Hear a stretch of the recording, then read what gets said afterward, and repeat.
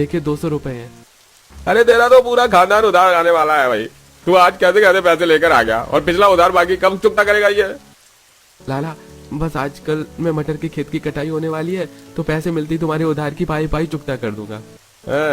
ठीक है, थोड़ा इंतजार करना पड़ेगा, अभी शाम के नाश्ते पानी का टाइम है। हाँ हाँ कोई नहीं, आप कर लीजिए।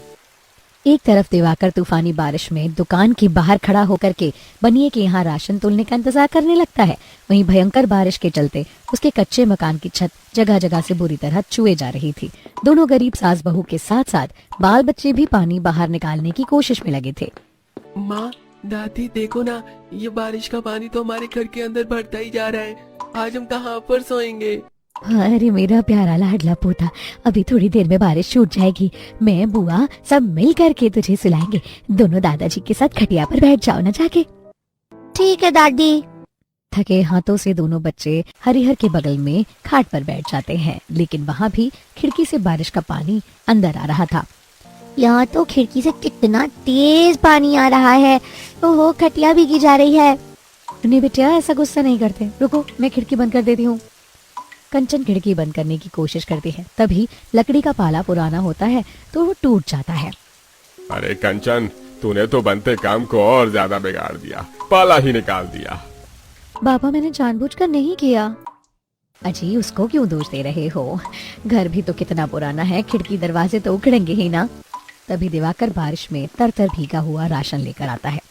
माधवी थोड़ा आटा दाल चावल लेकर आया हूँ, इसे बना दो, बच्चे भूखे होंगे।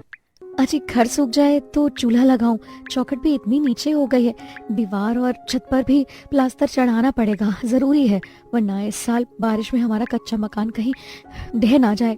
चिंता मत करो, कल फसल की तुड़ाई हो जाएगी तो पैसे मिल जाएंगे और फिर परसों ही मकान में मिस्त्री लगवा दूंगा। गरीब परिवार किसी तरह रूखा सूखा खाकर के रात काटता है। अगले दिन तड़के सुबह दिवाकर खेत में जाकर के मटर तोड़ता है। रह रहकर आंधी बारिश शुरू हो जाती है। कुल मिलाकर खेत में से 25 बोरी मटर के निकले हैं, सेठ अब मेरे पैसे दे दीजिए। तभी कंजर जमींदार पैसे देने में आनाकानी करता है। अरे दिवाकर, मैं तुझे पैसे तो नहीं दे पाऊंगा, तू 2 बोरी मटर के ले जा। पर जमींदार जी इतनी मटर का मैं गरीब क्या करूंगा, इससे थोड़ी ना मेरे गरीब परिवार का खर्चा चलेगा, आप पैसे दे दीजिए। अरे देख, तुझे मटर लेना है तो ले, वरना तेरी मर्जी। जमींदार जी मेरे गरीब परिवार ने इतने महीने तक पेट काट काट कर गुजारा किया है, इस आस में कि मटर की खेती अच्छी होगी तो आप मुझे 50,000 रुपए देंगे और आप ऐसे दुख के टाइम पर पल्ला झाड़ रहे हैं। अरे तू ऐसे बड़बड़ा रहा है जैसे मैंने तुझे ढेंगा दिखा दिया है, मटर तो दे रहा हूँ ना। टूटे मन से दिवाकर मटर लेकर के घर आ जाता है। अरे दिवाकर बेटा, इतने सारे मटर कहाँ से ले आए? पापा पापा इतनी सारी मटर क्या पराठा बनाने के लिए? ओ बल्ले बल्ले, आज तो हमारे घर में मटर के पराठे बनेंगे, मजे से खाएंगे। चुप करो तुम दोनों बच्चों, जब देखो पराठे पराठे खाने की रट लगाए रहते हो। दोनों बच्चे सहम जाते हैं। दिवाकर फूट फूट कर रोने लगता है। माँ उस मक्खर जमींदार ने मुझे पैसे नहीं दिए, मैंने इतनी मेहनत से खून पसीना लगाकर उसके खेत में मटर की सिंचाई की थी, पर उसने एक अठन्नी भी नहीं दी।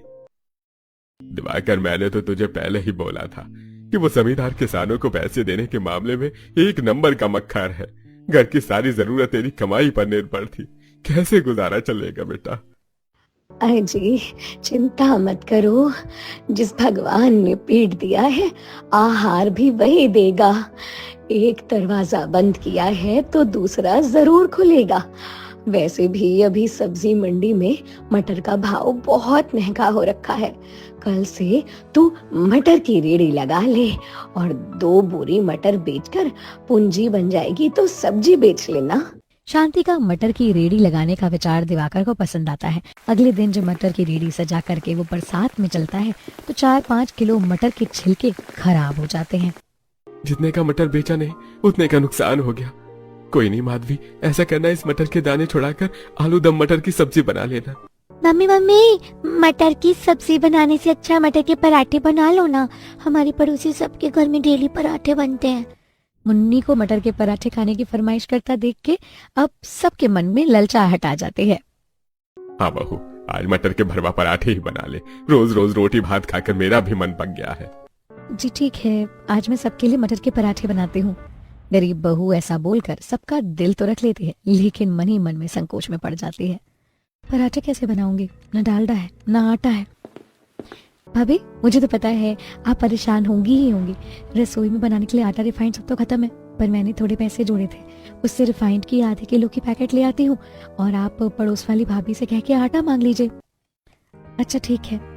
माधवी पड़ोसन सरला के पास जाती है और हिचकिचाते हुए आटा मांगती है। सरला बहन, थोड़ा सा आटा चाहिए था, वो बच्चों को पराठे खिलाने थे। आप तो जानती ही हो घर की स्थिति कितनी खराब है। इन्होंने आज रेड़ी लगाना भी चालू किया है, शाम को मटर बेचकर जो पैसे कमा लेंगे तो आटा दे दूंगी।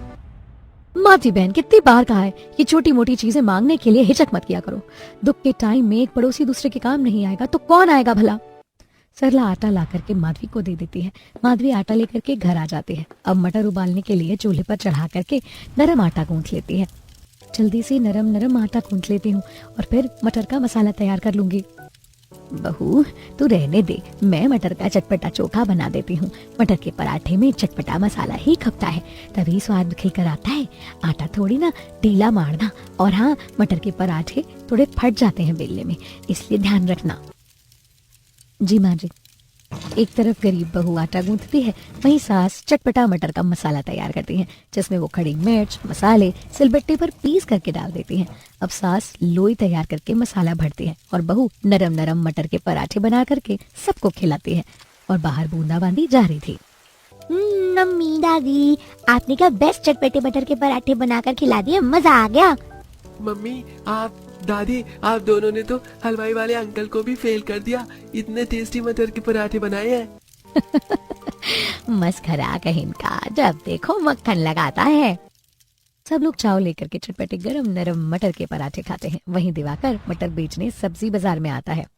मटर ले लो, मटर ले लो, खेत के तोड़े ताजा मटर, ऐसा मक्खन मटर और कहीं नहीं मिलेगा। लो लगा दिया भैया 80 रुपए के भाव से मटर। सस्ते मटर बेचते देख करके कुछ औरत खरीदने के लिए भीड़ लगा लेती हैं, जिसे देखकर बाकी सब्जी वाले जलकर खाक हो जाते हैं। संतोष सब्जी वाला सब पर भड़क जाता है। अरे भाई, मटर वाले के रेडी पर मक्खियों की तरह ग्राहकों ने भीड़ जमा कर रखी है, ऐसे तो हमारी सब्जी बिकेगी नहीं, इसका ठेला हटवाना पड़ेगा भाई। अरे तो इंतजार किस बात का है, चलो मजा चखाते हैं, बड़ा आया हमारी रोजी रोटी छीनने वाला। जैसे ही दिवाकर का ठेला खाली होता है, सब्जी वाले जाकर के उसके मटर के ठेले को पलट देते हैं। अरे अरे भाई साहब, अरे मैंने आप सबका क्या बिगाड़ा है? आप इस तरह से मेरे पेट पर क्यों लात मार रहे हैं? अरे तुझे पता नहीं है इस इलाका हम सब्जी वालों का है, तू कहाँ से आकर जम गया भाई? तब से नोट छापे जा रहे हैं, चल रफू चक्कर में यहाँ से। बारिश में भीगते रोते हुए दिवाकर सड़क पर गिरे हुए मटर को समेटकर अपना ठेला घर वापस ले आता है और सब कुछ घर वालों को बताता है। ये तो सरासर गलत बात है ना उन सब्जी वालों की, ये तो बहुत ही गलत बात है। गरीब को जीने खाने के लिए मेहनत से कमाने क्यों नहीं देते लोग? मम्मी मेरे पास एक आइडिया है, आप और दादी माँ मटर के चटपटे पराठे बनाकर बेचो, सब्जी बेचने से भी ज्यादा अच्छी बिक्री होगी। गरीब बहू के साथ साथ बाकी सभी को बच्चे की ये राय काफी जचती है। विचार तो अच्छा है, लेकिन इतनी मात्रा में आटा डालडा मसाले रेडी बर्तन चूल्हा सबका जुगाड़ कहाँ से होगा? अरे जब मुझे मटर बेचना ही नहीं है तो रेडी खाली रहेगा, तो तुम और मैं इसी पर मटर के पराठे बेच लेंगे। पूरा गरीब परिवार ही दोनों सास बहू के पराठे का ठेला खुलवाने में सहयोग देता है। जहां कंचन बरसात में लंबी लाइन में लग करके कोटे से गेहूं उठा कर ले आती है, वहीं दोनों नंद भाभी उसे हाथ में चक्की में मिलाकर अच्छे से पीस लेती हैं। शांति बाजार से टीन का चूल्हा ले आती है। अगले दिन दोनों सास बहू मटर के चटपटे पराठे और धनिया लहसुन की चटनी बना करके अच्छे से बोरी ओढ़ के बाजार में बेचने जाती है, जहाँ वो गली मोहल्ले में फेरी मारती है। आइए आइए, गरम गरम स्वादिष्ट चटपटे मटर के करारे पराठे खाइए, 30 रुपए में 2 भरवा पराठे। तभी गरीब सास बहू के मटर के पराठे की खुशबू मोहल्ले के सभी घरों के बच्चों की नाक में पड़ती है और सब पैसे लेकर के मटर के पराठे खरीदने आ जाते हैं। आंटी आंटी, मुझको 30 के 2 चटपटे मटर के पराठे दे दो, और मम्मी ने कहा है चटनी भी साथ में दे देना। हाँ हाँ बेटा, चटनी भी दूंगी साथ में, भर भर के।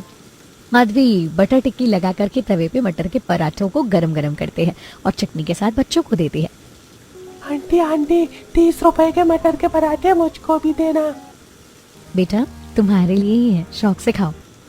गरीब बहू की बोलचाल में इतनी मिठास भरी हुई थी कि बच्चे उससे मोहित हो जाते हैं, जिससे दोनों गरीब सास बहू के मटर के पराठे पहले दिन ही मोहल्ले में बिक जाते हैं और बचे हुए पराठे को बाजार में जाकर के वो दोनों बेच देती हैं। उनके पराठे बाजार के ग्राहकों को भी खाने में बहुत चटपटे लगते हैं और सस्ते भी लगते हैं।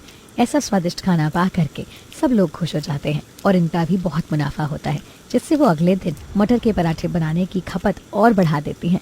इस तरह बारिश के मौसम में कठिनाइयों के पार करके दोनों मटर के पराठे बेच करके